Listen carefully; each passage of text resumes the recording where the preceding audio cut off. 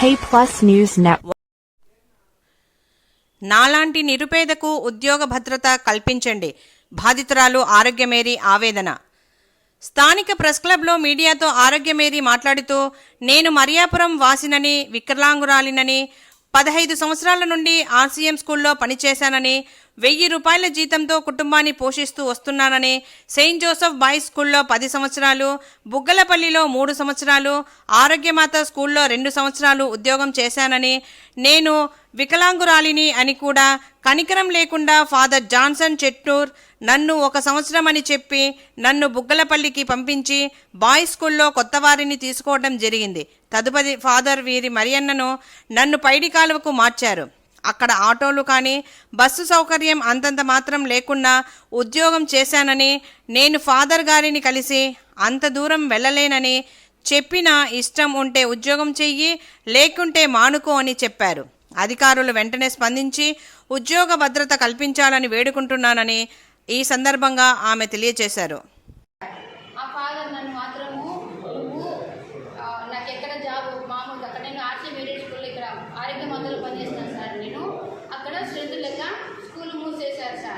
School మూయడం వల్ల Johnson చెట్టు father ఏమన్నారంటే, ఆరోగ్యమేరీ నువ్వు ఉండు, ఒకవేళ జాబ్స్ వస్తే మాత్రము నీకే ప్రిఫరెన్స్ ఇస్తాము, మీలాంటి ప్రిఫరెన్స్ ఇస్తాము, అన్యాయం చేయమని నాకు మాట ఇచ్చారు సార్.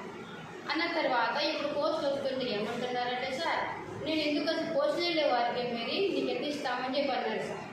తర్వాత ఈరి మరీనా గారి ఫాదరు ఏమన్నారంటే, నువ్వు MABD చదివావు కదా, ఈ 4000 జీతం నాకు దాదాపు 1000 రూపాయలే సార్, నా జీతం 1000 రూపాయల నుంచి పనిచేస్తారు సార్. నాకు మాత్రం అన్యాయం చేశారు సార్, మీరు నాకు న్యాయం చేయాలి. నేను ఇంతకైనా పోరాడతాను సార్. నేను మన education minister Nara Lokesh sir దగ్గర కూడా పొమ్మన్నాను, వెళ్ళిపోతాను సార్. నేను ఈరి మరీనా ఫాదర్ ఏమన్నారంటే, నువ్వు MABD చదివావు కదా, నీకు ఎందుకు ఈ తక్కువ జీతంతో నీకు డబ్బులు, బయటికి పోతే నీకు జీతం గట్టిగా ఇస్తారు. ఎందుకని సార్ ఫాదర్ అన్నమాట అన్నారంటే, వాళ్ళ బంధువుల వాళ్ళు కూడా ఆల్రెడీ చేయించుకున్నారు సార్. ఉద్యోగాలు కూడా అమ్మాయి పేరు కూడా ఉంది సార్, ప్రతి ఒక్క పేరు కూడా చెప్తారు సార్, ఎవరోకి ఇస్తున్నారు సార్. ఆమె ఈరి మరీనా ఫాదరు నేను వికలాంగురాలైనా కూడా నన్ను పక్కన పెట్టి నన్ను పైడి కాలువకు మార్చారు సార్. పైడి కాలువలో అక్కడ బస్సు సౌకర్యం లేదు సార్, ఆటో సౌకర్యం కూడా లేదు సార్. మళ్ళీ నేను ఈరి మరీనా ఫాదర్ గారిని నేను కలిస్తే ఫాదర్ గారు ఏమన్నారంటే, నువ్వు ఇష్టం ఉంటే చెయ్యి, లేకుంటే మానుకో అన్నారు సార్. ఆ ఈరి మరీనా ఫాదర్ గారు నన్ను ఉద్యోగం మానేలా ఫాదర్ గారు ప్రేరేపించారు సార్. ఇంకా తర్వాత సార్ దాన్ని ఇప్పుడు ఉద్యోగాల కోసం కొంతమంది కమిటీ మెంబర్లను పెట్టారు సార్ మన RCM స్కూల్లో సార్. ఏ ఫాదర్ వాళ్ళు ఫస్ట్ సార్ PG మన బాలరాజ్ ఫాదర్ ఉన్నారు సార్, PG బాలరాజ్ ఫాదర్ గారు ఆ ఫాదర్ను అర్జీ పెట్టాను సార్. అర్జీ వెళ్ళి ఫాదర్ను కలిశాను సార్, దాదాపు పోయిన నెల కలిశాను సార్. నేను కలిస్తే ఏమన్నారంటే, నేను పేరుకు మాత్రమే PGని, నాకేమీ లేదమ్మా, నువ్వు కూడా బయట చైతన్య స్కూల్లో అట్లా పనిచేసుకోవచ్చు అన్నారు సార్. కానీ ఆ PG బాలరాజ్ ఫాదర్ వాళ్ళ తమ్ముని వారికి జాబ్ ఇస్తున్నారు సార్. తర్వాత జాన్సన్ చెట్టు మెయిన్ నాకు నా జీవితము సార్, నన్ను కుక్కలెక్క తిప్పింది కూడా ఈ జాన్సన్ చెట్టు ఫాదర్ మెయిన్ సార్. నన్ను స్టాఫ్ రూమ్లో కూర్చుంటే కావాలని గొడవ పెట్టాలని అబ్బో ఆరోగ్యమేరీ నువ్వు మీ మరియాపురం వాళ్ళు పెద్ద మనుషులు ఇచ్చుకురాబో, విషయం వచ్చి గొడవ పెట్టు, ఇక్కడ గొడవ పెట్టారు, నన్ను అప్పట్లో రెచ్చగొట్టారు సార్. అప్పట్లో నన్ను అర్జీ పెట్టాను సార్. నేను ఆ అర్జీలు ఇప్పటికి కూడా జాన్సన్ చెట్టు ఫాదర్ కార్డు ఉంది సార్. తర్వాత ఈయన సంబటూరు సురేష్ ఫాదర్ సార్, ఇప్పుడు ఆ ఫాదర్ కూడా కొత్తగా వచ్చారు. ఫాదర్ అన్న కొడుకు పేరు కరుణాకర్ సార్. ఆ అబ్బాయి జాన్సన్ చెట్టు ఫాదర్ ఉండగా, అంటే నేను సర్వీస్లో నేను పనిచేస్తున్నాను సార్ 10 ఏళ్లలో, అప్పుడు ఉన్నారు సార్. అతని పేరు కరుణాకర్ సార్. అబ్బాయి పేరు Sambaturu Suresh father relative sir Karunakar. అతను అప్పట్లో BEd కూడా ఏం చదవలేదు సార్. అప్పుడు కరుణాకర్ అతను మన ఈ బాయ్స్ స్కూల్లో జాన్సన్ చెట్టు ఫాదర్కు డ్రైవర్గా ప్లస్ హాస్టల్ వార్డెన్గా ఉన్నారు సార్. వీళ్ళు ఈ సంబటూరు సురేష్ ఫాదర్ ఇప్పుడు అధికారంలోకి వచ్చినాక ఉద్యోగం వస్తుందేమో, వాళ్ళకి ముందు ఐడియా ఉంటుందేమో, నాకైతే తెలియదు సార్. తర్వాత ఇప్పుడు ఆ కరుణాకర్ అతన్ని ఉద్యోగంలో పెట్టి, ఆ కరుణాకర్ ఉద్యోగం ఉన్నారు సార్. ఇప్పుడు ఆయన BEd చేశాడో, టెట్ క్వాలిఫై అయ్యాడో అది మాత్రం ఏం తెలియదు సార్. నేను మాత్రం MABD కూడా అయిపోయింది సార్, నేను టెట్ కూడా క్వాలిఫై అయినా సార్. నేను దయచేసి మీరు నాకు న్యాయం చేయండి సార్, నేను మాత్రం ఇంకొకైనా పోరాడతాను సార్. కడప మరియాపురం సంబంధించి జిల్లాలో ఉన్నటువంటి ఎయిడెడ్ పాఠశాలలో దాదాపు 30 నుంచి 40 మంది ఉపాధ్యాయులు గత 15 సంవత్సరాలుగా పనిచేస్తూ ఉన్నారు.